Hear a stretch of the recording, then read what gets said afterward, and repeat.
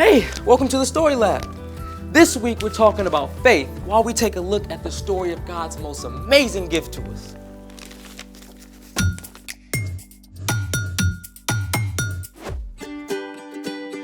Hey, I'm Carter. And I'm Zeke. We're talking about faith. Which is trusting in what you can't see because of what you can see. I have never seen the country of Greece myself, but my aunt just sent me something really cool from Athens.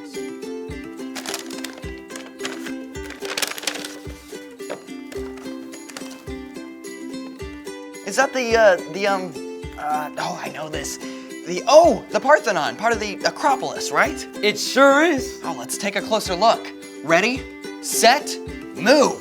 The Acropolis in Athens, Greece was built centuries before Jesus on a rocky outcrop overlooking the sea. You know, this is a very awesome gift. I know, right? Ooh, your aunt dedicated some serious shipping weight to this. Yep, but it's got nothing on the real Acropolis. This building, the Parthenon, uses 22,000 tons of marble. Whoa, how did they hold all that up? The ancient Greeks used Doric columns for support. These columns are wider at the base, tapering up to a narrower top. They hold up beams to transfer weight. I want a closer look. Do you think we can take a trip to Athens? Not in the budget. But these are. Oh, cup game. A little focus here. Cups, Athens, columns? I know how we can create our own columns right here. Well, why didn't you say so? Let's make it. Here's your column. Wide at the bottom, narrower at the top. I don't know, it looks like a pretty pathetic column to me. See? Columns aren't meant to work alone. They have to share the weight. Step 1, place 6 cups in 2 even rows on the floor. Step 2, place a tray or a piece of cardboard on top of the cups. Step 3, step on the tray. You first, architect. Check it out. Whoa, you crushed it. I mean, you crushed it by not crushing it. Your turn. Can we take it up a level? Let's find out. Okay, you ready? Yep. Stepping up. You don't really need the extra height. How high can we go?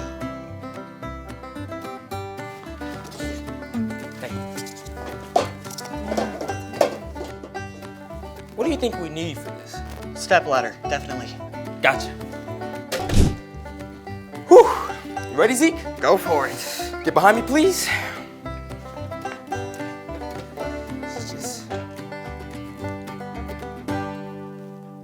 Whoa! I think I can see Athens from up here. Speaking of which, our story today has a letter written to a church right across the sea from Athens. It's time for... The story before the story. Today, we're in the book of Ephesians, which is a letter written by Paul to the new believers in Ephesus. But before Ephesians, way back in the very beginning, out of a deep, deep love, God made an amazing world. But when people turned away from God, the world was broken. God made a plan to draw people back into relationship. So at the right time, God sent Jesus, God's very own Son, to live among us. Jesus gave up his life and was killed. But on the third day, he rose to life. After Jesus returned to heaven, the early church grew quickly. The Apostle Paul traveled thousands of miles to tell about Jesus and started many new churches, including the one in Ephesus.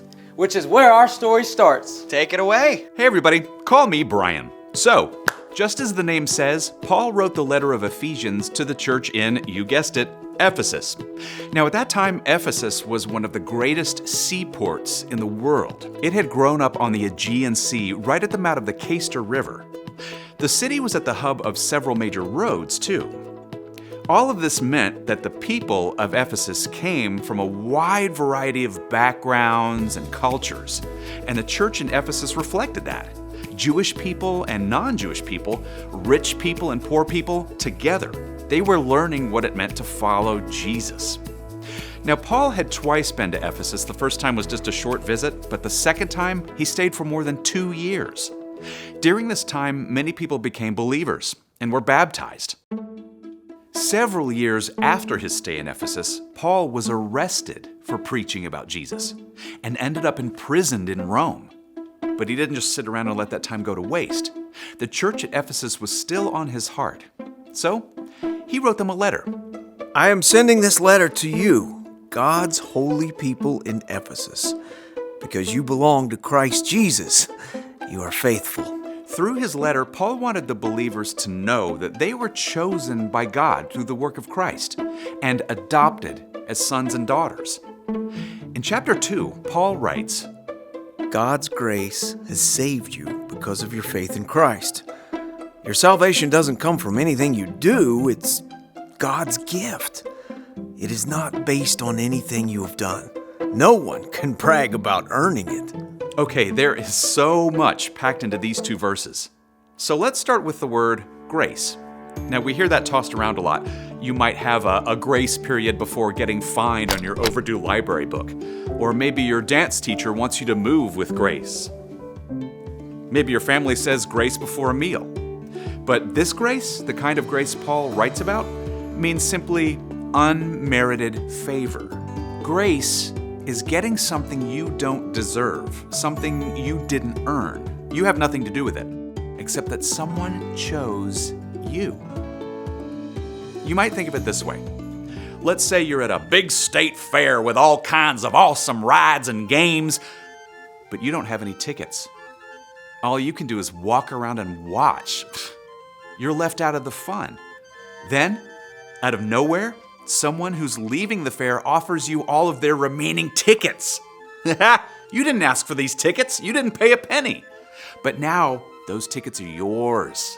And you're about to have the time of your life. That sense of surprise and excitement, that's what it can feel like when somebody gives you a wonderful, unexpected gift. That's grace. And when it comes to the gift of salvation, that someone is God. You see, every single one of us has turned away from God, starting with the very first people. We've all done wrong things, and the consequences of that sin is separation from God. But Jesus changed all that. He took our consequences so that we can be saved, so that we don't have to be separated from God. Salvation starts in the heart of God. It's an outpouring of God's deep, deep love for us. Now God offers salvation to each one of us as grace, a complete and total gift. You might picture it like this. Say you're on a boat. You spot a school of colorful fish in the water below.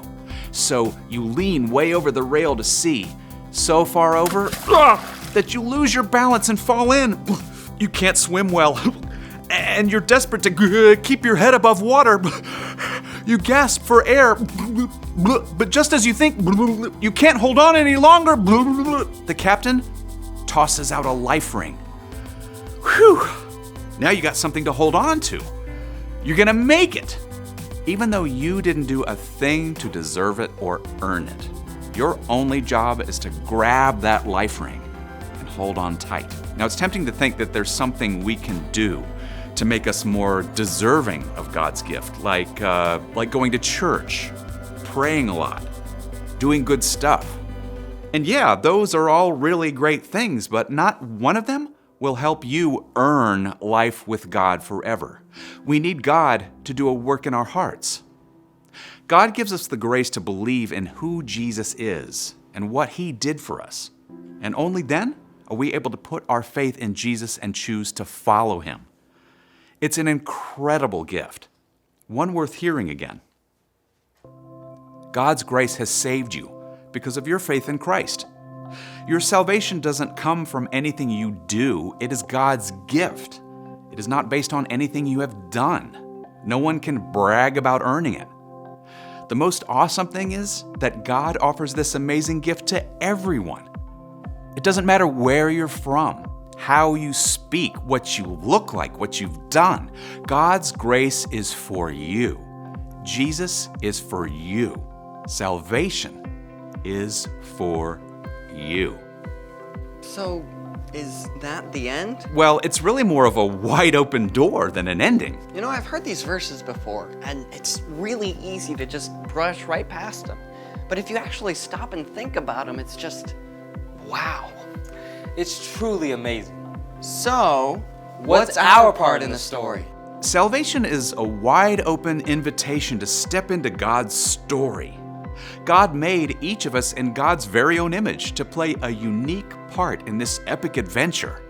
And the first step is simply to believe in who Jesus is and what he's done for us. It doesn't have to be a big, dramatic moment. And you won't suddenly magically have a life with no problems. Right, but over time, God will show you more and more about Jesus. God will give you grace to turn away from the wrong things you've done and choose to follow Jesus. You can simply talk to God in a quiet place on your own. But it's also a great idea to talk and pray with someone who's following Jesus for a while, like a parent or a small group leader. Yeah, and as you begin to experience God's amazing gift of salvation, you can share it with others. Because Jesus is for everyone. By George, I think you've got it. See you next time. So, here's the thing. Jesus is a gift for everyone. And my gift to you is how to play the cup game. Thanks for joining us in the StoryLab. See you next time. Okay, show me how. All right.